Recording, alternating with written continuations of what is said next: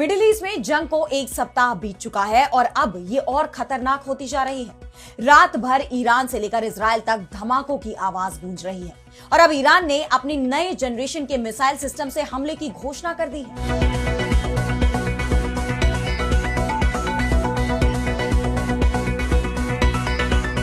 Iran के हमलों के जवाब में इजरायली वायुसेना के 80 से ज्यादा लड़ाकू विमानों ने तेहरान और मध्य ईरान के कई सैन्य ठिकानों पर हमले किए हैं। अमेरिकी राष्ट्रपति डोनाल्ड ट्रंप ईरान पर सरेंडर का दबाव बना रहे हैं, लेकिन ईरान भी पीछे हटने को तैयार नहीं है। ईरान के राष्ट्रपति मसूद पेजेश्कियान ने साफ कर दिया है कि जो लोग ये सपना देख रहे हैं कि हम बिना शर्त आत्मसमर्पण कर देंगे, वे अपने सपने को कब्र तक साथ ले जाएंगे। उन्होंने ये भी बताया कि ईरान ने पड़ोसी देशों पर हमले बंद करने का फैसला लिया है, तो ट्रंप के सपनों की कब्र बनाएगा ईरान। पेजेश्कियान की इस धमकी और इन सब के बीच मिडिल ईस्ट के मौजूदा हालात पर हम करेंगे विस्तार से चर्चा, लेकिन आइए जरा उन खबरों को भी देख ले जिन पर आगे होगी बात। एप्स्टीन फाइल्स में बड़ा खुलासा, न्याय विभाग ने जारी किए नए दस्तावेज। अमेरिकी राष्ट्रपति ट्रंप पर लगे नाबालिग के शोषण के आरोप। पहले अधिकारियों ने डुप्लीकेट बताकर रोकी थी फाइल्स। नेपाल के आम चुनाव में बालेन शाह की सुनामी में उड़े कई दिग्गज, बहुमत की तरफ बढ़ी आरएसपी। नई सरकार के गठन पर भारत की पैनी नजर। पाकिस्तान और अफगानिस्तान के बीच जारी संघर्ष पर संयुक्त राष्ट्र ने जताई चिंता, कहा मानवीय संकट को मिला बढ़ावा, 1 लाख लोग हुए विस्थापित। और चलते चलते में देखेंगे दुनिया का ऐसा जीव जिसके लिए अमृत नहीं जहर बन जाता है पानी, पीते ही हो जाती है मौत। इन सभी खबरों पर हम विस्तार से करेंगे बात, लेकिन पहले एक नजर हेडलाइंस पर। मिडिल ईस्ट में जंग के बीच इजराइल को 1000 पाउंड के बमों की बिक्री करेगा अमेरिका। ट्रंप प्रशासन ने कांग्रेस को दरकिनार कर डील को दी मंजूरी। क्यूबा के सपोर्ट में आया कनाडा। अमेरिका की तरफ से दबाव के चलते तेल आपूर्ति की कमी से जूझ रहा क्यूबा। कनाडा की विदेश मंत्री अनीता आनंद बोली, हम मदद की बना रहे योजना। पाकिस्तान की बड़ी मुश्किलें, कतर ने एलएनजी की सप्लाई रोकने का भेजा नोटिस। ईरान युद्ध के चलते पहले ही गैस सप्लाई की कमी से जूझ रहा पाकिस्तान। मध्य अमेरिका में भीषण आंधी तूफान के कारण आए विनाशकारी बवंडर से तबाही, मलबे के ढेर में तब्दील हुई इमारतें, 8 लोगों की मौत। तो ईरान के साथ जंग शुरू कर अमेरिका बुरी तरह फंस गया है। अभी इस जंग को हफ्ते भर का ही वक्त हुआ है, लेकिन इस दौरान अमेरिका को 34,000 करोड़ रुपए का नुकसान हो चुका है। अमेरिका को इस बात का अंदाजा भी नहीं था कि ईरान की तरफ से उसे इतना करारा जवाब मिलेगा। अमेरिकी राष्ट्रपति डोनाल्ड ट्रंप तो इसे 2-4 दिन की जंग बता रहे थे, लेकिन अब यह जंग कब थमेगी ये किसी को नहीं पता। ईरान के supreme leader ayatollah Ali Khamenei भले ही अब इस दुनिया में नहीं रहे, लेकिन उनके सोशल मीडिया हैंडल से जरूर ईरान अमेरिका को चेतावनी दे रहा है। अब एक बार फिर उनके एक हैंडल पर पोस्ट किया गया कि ज़ायनिस्ट शासन ने बहुत बड़ी गलती की है और भगवान की कृपा से इसके नतीजे शासन को हताश कर देंगे। इसके साथ ही एक एआई से तैयार तस्वीर भी शेयर की गई, जिसमें मिसाइल के निर्माण से लेकर लक्ष्य पर हमला करने तक की पूरी प्रक्रिया दिखाई गई है कि कैसे अमेरिका और इजराइल ने बड़ी मुसीबत मोल ले ली है। और ईरान सिर्फ धमकियां नहीं दे रहा, बल्कि जंग के मैदान में भी उसने अब अपनी सबसे खतरनाक मिसाइलें निकाल ली हैं। वो खुर्रम शहर 4, खैबर और फतेह मिसाइलों से इजराइल पर हमले कर रहा है। ईरानी सेना आईआरजीसी ने ऑपरेशन ट्रू प्रॉमिस 4 की 23वीं लहर शुरू करने की घोषणा की है। इसमें कब्जे वाले क्षेत्रों और अमेरिकी ठिकानों को निशाना बनाते हुए नई जनरेशन की मिसाइल सिस्टम के इस्तेमाल पर जोर दिया गया। ईरानी मिसाइलों की लहरों के बीच लाखों इजरायली शेल्टर होम में शरण लेने को मजबूर हो गए हैं। सऊदी अरब के रक्षा मंत्रालय ने बताया कि उसने प्रिंस सुल्तान एयरबेस की तरफ आने वाली 2 बैलिस्टिक मिसाइलों को तबाह कर दिया है। सुबह से 4 ड्रोन भी नष्ट किए जा चुके हैं। उधर ईरानियों को भी रात भर धमाकों की आवाज सुनाई देती रही। लेबनान में भी ईरान के प्रॉक्सी कहे जाने वाले गुट हिजबुल्लाह को निशाना बनाते हुए इजरायली सेना हमले कर रही है। इसी कड़ी में घाना में यूएन पीस कीपिंग हेडक्वार्टर पर मिसाइल से अटैक किया गया, जिसमें 2 सैनिक घायल हो गए। लेबनान स्वास्थ्य मंत्रालय के मुताबिक इजरायली हमलों में अब तक 217 लोगों की मौत हो चुकी है। ईरान का आरोप है कि अमेरिका उनके अरब दोस्तों की जमीन से मासूमों को निशाना बना रहा है, जबकि ईरान केवल इन देशों में मौजूद अमेरिकी ठिकानों पर हमला कर रहा है। और अब उसे इस जंग में रूस का भी साथ मिलता नजर आ रहा है। ईरानी राष्ट्रपति मसूद पेजेश्कियान ने रूस के राष्ट्रपति व्लादिमीर पुतिन के साथ फोन पर बात की है। दोनों नेताओं के बीच क्षेत्र में हालिया घटनाक्रम पर चर्चा हुई। रूस ने अमेरिका और इजराइल के हमलों में ईरान में हुई मौतों पर संवेदना भी जाहिर की। इससे पहले खबर यह भी आई थी कि रूस की तरफ से ईरान को सैटेलाइट के जरिए खुफिया जानकारी दी जा रही है। यानी इस जंग में रूस ईरान की मदद कर रहा है और अगर वो खुलकर मैदान में उतर गया तो ये जंग भयानक रूप ले सकती है। यही वजह है कि डोनाल्ड ट्रंप भी बौखलाए हुए हैं। उन्होंने एक बार फिर ईरान को धमकी दी है। ट्रंप ने कहा कि तेहरान के साथ कोई समझौता तभी होगा जब वो बिना शर्त सरेंडर करे। जब तक ईरान पूरी तरह झुक नहीं जाता तब तक किसी भी कूटनीतिक रास्ते की गुंजाइश नहीं है। अगर ईरान सरेंडर करता है और वहां स्वीकार्य और मजबूत नेतृत्व का चयन होता है तो अमेरिका और उसके सहयोगी देश मिलकर ईरान की अर्थव्यवस्था को दोबारा खड़ा करने में मदद करेंगे। ईरान का भविष्य उज्जवल हो सकता है। Make Iran great again. एक तरफ ट्रंप ईरान को सरेंडर करने की धमकी दे रहे हैं, वहीं दूसरी तरफ वो इस जंग में दूसरे देशों को भी शामिल करने की कोशिशों में जुटे हुए हैं। लेकिन इस मोर्चे पर भी वो बहुत कामयाब नहीं हो पाए। स्पेन के पीएम पेड्रो साचेज ने तो साफ साफ कह दिया है कि अमेरिका की ईरान के खिलाफ लड़ाई एक बहुत बड़ी गलती है। वो तो शुरुआत से ही नो टू वॉर का मैसेज दे रहे हैं। यानी ट्रंप को उनके नेटो सहयोगियों का साथ तो नहीं मिल रहा। हालांकि पाकिस्तान जरूर इस जंग में शामिल हो सकता है। दरअसल सऊदी अरब और पाकिस्तान ने पिछले साल सितंबर में एक रक्षा समझौता किया था जिसके तहत एक देश पर हमला दूसरे देश पर हमला माना जाएगा। और अब सऊदी अरब के रक्षा मंत्री खालिद बिन सलमान ने इस समझौते के इस्तेमाल का ऐलान किया है।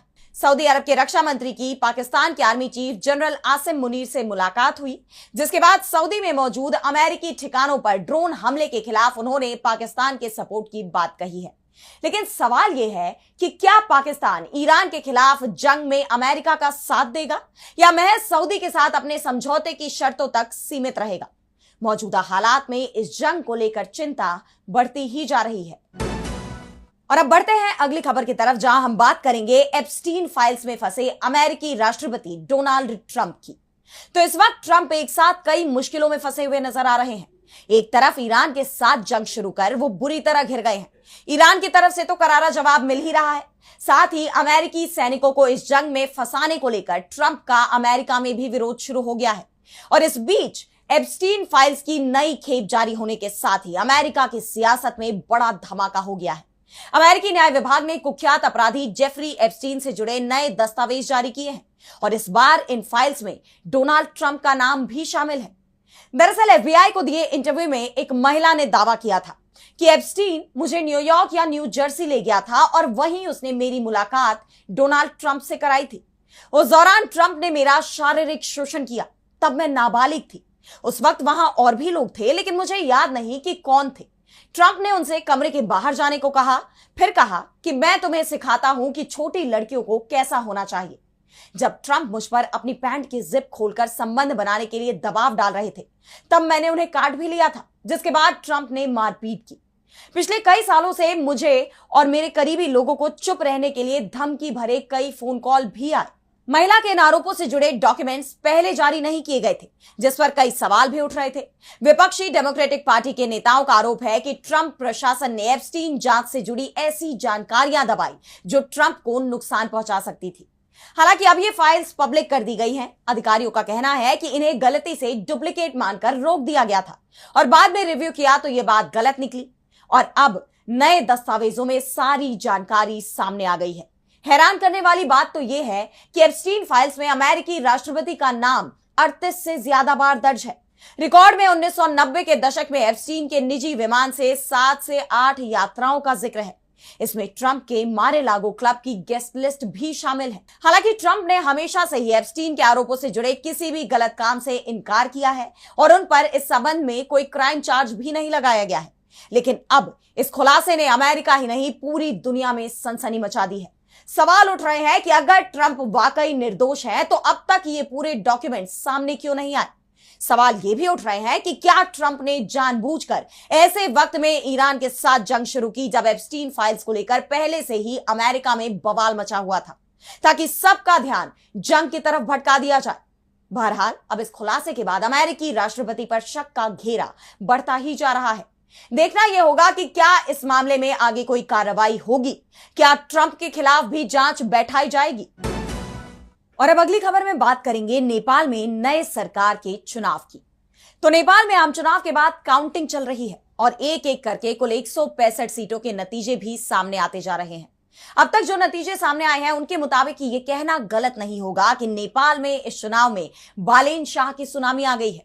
उन्होंने पूर्व दिग्गजों को मुकाबले से ही बाहर कर दिया है और उनकी राष्ट्रीय स्वतंत्र पार्टी एक तरफा जीत की तरफ बढ़ रही है। मौजूदा आंकड़ों के मुताबिक बालेन शाह की राष्ट्रीय स्वतंत्र पार्टी 77 सीटों पर बढ़त बनाए हुए है, जबकि 41 सीटों पर उसे जीत भी मिल गई। वहीं दूसरे नंबर पर फिलहाल नेपाली कांग्रेस बनी हुई है। पूर्व पीएम शेर बहादुर देउबा की नेपाली कांग्रेस 6 सीटों पर जीत दर्ज कर चुकी है और 10 सीटों पर फिलहाल आगे चल रही है। इसके बाद पूर्व पीएम केपी ओली की communist party of Nepal unified Marxist Leninist यानी सीपीएन यूएमएल 2 सीटों पर जीत हासिल करने के साथ 9 सीटों पर बढ़त बनाए हुए है, जबकि पूर्व पीएम पुष्प दहल प्रचंड की सीपीएन माओइस्ट सेंटर पार्टी के खाते में भी अब तक 2 ही सीटें आई हैं और वो 8 सीटों पर आगे चल रही है। यानी नेपाल की जनता ने बालेन शाह को अगला प्रधानमंत्री बनाने का फैसला कर लिया है। उनकी पार्टी को पूर्ण बहुमत मिलना तय माना जा रहा है। हालांकि 3 चुनाव क्षेत्र में 24 घंटे बीत जाने के बाद भी अब तक काउंटिंग शुरू नहीं हुई है। संखू, वासभा, मुगु और गोरखा वन में अभी तक प्रक्रिया शुरू नहीं हो पाई है और इसकी वजह दूर के पोलिंग सेंटर से बैलेट बॉक्स ले जाने में हुई देरी बताई जा रही है। उम्मीद जताई जा रही है कि 9 मार्च तक काउंटिंग पूरी हो जाएगी और नतीजे सबके सामने होंगे। लेकिन मौजूदा स्थिति में बालेन शाह के नेतृत्व में नई सरकार बननी तय मानी जा रही है। नेपाल में नई सरकार किसकी बनती है, इस पर भारत की भी पूरी नजर बनी हुई है, क्योंकि नेपाल भारत के लिए रणनीतिक रूप से काफी अहम पड़ोसी है। नेपाल का बॉर्डर चीन और भारत दोनों से ही लगता है। ऐसे में दोनों देशों के अच्छे संबंध काफी मायने रखते हैं। अब बालेन शाह अगर सत्ता में आते हैं तो भारत के लिए भी ये बड़ा सवाल है कि क्या उनके नेतृत्व में नेपाल अपनी पड़ोसी पहले नीति को दोबारा संतुलित करेगा या चीन के साथ अपने संबंधों को और गहरा करेगा, ये देखना होगा। और अब अगली खबर में बात करेंगे पाकिस्तान और अफगानिस्तान जंग की। तो दक्षिण एशिया में जारी ये जंग खत्म होने का नाम नहीं ले रही। अफगानिस्तान जहां पाकिस्तान की सीमावर्ती चौकियों और एयरबेस को निशाना बना रहा है, वहीं पाकिस्तान तालिबान सरकार के ठिकानों पर हवाई हमले कर रही है। दोनों देशों के सैन्य बलों ने सीमा पर दर्जनों स्थानों पर गोलीबारी की है। अफगानिस्तान के रक्षा मंत्रालय ने बताया कि हमारे बलों ने 2600 किलोमीटर लंबी सीमा पर स्थित 2 दर्जन से ज्यादा पाकिस्तानी सैन्य ठिकानों पर हमला किया। इसमें 14 चौकियों को नष्ट कर दिया गया और 1 ड्रोन को मार गिराया गया। रात भर चली लड़ाई में 7 अफगान नागरिक और 3 तालिबान लड़ाके भी मारे गए। जैसे जैसे ये जंग आगे बढ़ रही है, दोनों देशों को काफी ज्यादा नुकसान हो रहा है। खासतौर पर इस जंग का असर आम नागरिकों की जिंदगी पर पड़ रहा है। और अब इस संघर्ष पर चिंता जाहिर करते हुए संयुक्त राष्ट्र के मानवाधिकार प्रमुख वोल्कर तुर्क ने बड़ा बयान दिया है। उन्होंने बताया कि पिछले सप्ताह से अफगानिस्तान और पड़ोसी पाकिस्तान के बीच बढ़ी हुई शत्रुता के कारण 1 लाख से ज्यादा लोग विस्थापित हो चुके हैं। इस जंग में अब तक 56 अफगान नागरिक मारे गए हैं, जिनमें 24 बच्चे शामिल हैं। इस हिंसा ने सीमा पर रहने वाले आम लोगों की जिंदगी को खतरे में डाल दिया है और मानवीय संकट को बढ़ावा दिया है। संयुक्त राष्ट्र की तरफ से जारी आंकड़ों में बताया गया है कि इस साल की शुरुआत से अब तक अफगानिस्तान में कुल 69 नागरिक मारे गए हैं, जबकि 141 घायल हुए हैं। पाकिस्तानी हमलों के खिलाफ अफगानिस्तान की जनता में भी काफी आक्रोश देखा जा रहा है। मीडिया रिपोर्ट्स के मुताबिक 6 मार्च को काबुल में दर्जनों लोग पाकिस्तान की तरफ से अफगान क्षेत्र पर किए गए हमलों के विरोध में इकट्ठे हुए और पाकिस्तान विरोधी नारे लगाए। बख्तुर न्यूज ने बताया कि लगबान प्रांत में बड़े पैमाने पर लोगों ने पाकिस्तान के हालिया हमलों के खिलाफ प्रदर्शन किया। वैसे इस जंग को शुरू कर पाकिस्तान बुरी तरह घिरा हुआ है, क्योंकि उसे एक साथ कई चुनौतियों का सामना करना पड़ रहा है। एक तरफ बॉर्डर पर अफगान सेना के साथ संघर्ष, वहीं दूसरी तरफ अंदरूनी टकराव। बीती शाम पाकिस्तान और अफगानिस्तान के बॉर्डर इलाके मीरान शाह में भी बड़ा फिदायीन हमला हुआ है। बाजार के बीचों बीच बने पाकिस्तानी सेना के चेक पॉइंट पर एक शख्स ने विस्फोटक से लदी बाइक से टक्कर मार दी, जिससे वहां धमाका हो गया। इस हमले में अब तक 18 लोगों की मौत हो चुकी है और 30 से ज्यादा लोग घायल हैं। लेकिन यह हमला अफगानिस्तान की तरफ से नहीं करवाया गया, बल्कि फिदायीन हमले की जिम्मेदारी हाफिज गुल बहादुर ग्रुप से जुड़े आतंकी संगठन उस्तुद उल खोरासन यानी यूएस ने ली है। इन हालात में अब देखना यह होगा कि क्या पाकिस्तान की तरफ से जंग खत्म करने की पहल की जाएगी या अफगानिस्तान ही झुकने पर मजबूर हो जाएगा। और अब चलते चलते में बात करेंगे एक ऐसे जानवर की जो पानी को अपना दुश्मन मानता है। दरअसल बचपन से तो हम पढ़ते और सुनते आ रहे हैं कि जल ही जीवन है। इंसान हो, जानवर हो या पेड़ पौधे, बिना पानी किसी का भी गुजारा नहीं होता। लेकिन जरा सोचिए, क्या कोई ऐसा जीव भी हो सकता है जिसके लिए पानी अमृत नहीं बल्कि जहर हो? जी हां, कंगारू रैट एक ऐसा जीव है जो पूरी जिंदगी एक बूंद भी पानी नहीं पीता। और हैरान करने वाली बात सिर्फ यही नहीं है कि यह पानी नहीं पीता, बल्कि हैरानी इस बात की भी है कि अगर यह जीव पानी पी ले तो इसकी जान चली जाती है। अब आप सोच रहे होंगे कि बिना पानी के इसका काम कैसे चलता है। दरअसल इसका सारा राज इसकी खुराक में छिपा हुआ है। कंगारू रैट आमतौर पर सूखे बीज खाता है और जब ये इन बीजों को पचाता है तो उसी प्रक्रिया से इसके शरीर को जरूरी नमी मिल जाती है। इसके अलावा इसकी किडनी इतनी ज्यादा कुशल होती है कि वो शरीर के एक एक कतरे पानी को बचा कर रखती है और यूरिन को गाढ़ा कर देती है। अब जानकारों की माने तो पानी पीने से इसके शरीर का ये खास सिस्टम बिगड़ जाता है और सारे जरूरी पोषक तत्व यूरिन के साथ बह जाते हैं, जिससे इसकी जान चली जाती है। इसका नाम कंगारू रैट इसीलिए पड़ा है क्योंकि ये बड़े कंगारुओं की तरह अपने पिछले पैरों पर लंबी छलांग लगाता है। इसकी फुर्ती का अंदाजा आप इसी बात से लगा सकते हैं कि खतरे का एहसास होते ही ये जीव 1 सेकंड में 5 मीटर तक की दूरी कूदकर पार कर सकता है। सच में हमारी दुनिया कितनी अजीबोगरीब और रहस्यमयी जीवों से भरी पड़ी है। जहां पूरी दुनिया के लिए पानी जिंदगी है, वहीं इस नन्हे से जीव के लिए पानी से दूरी ही इसके जीने का इकलौता सहारा है। तो कैसी लगी आपको ये रिपोर्ट, हमें कमेंट सेक्शन में बताइए। लेकिन आज इस वर्ल्ड न्यूज में इतना ही। देश दुनिया की तमाम बड़ी खबरों के लिए आप देखते रहिए डीबी लाइव और मुझे दीजिए इजाजत। नमस्कार।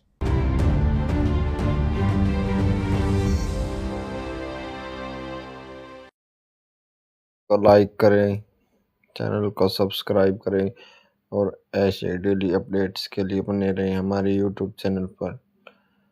खबरों से जुड़े रहने के लिए हमारे चैनल को सब्सक्राइब करें। धन्यवाद।